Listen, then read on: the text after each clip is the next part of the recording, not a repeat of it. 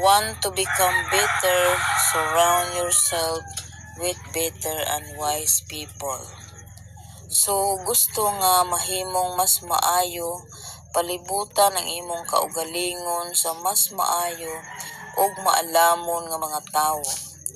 Proverbs 13 verse 20. Bisan kinsa nga nagalakaw uban sa mga manggialamon, mahimong manggialamon.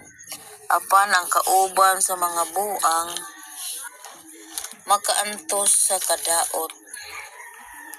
Maturity means silence, not weakness but wisdom clock in restraint.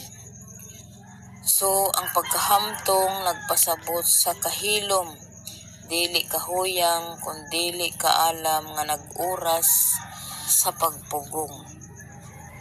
Proverbs 10 verse 19. Sa diha nga ang mga pulong daghan, ang paglapas dili makulang, apan bisan kinsa nga pagpugong sa iyang mga ngabil maoy buutan.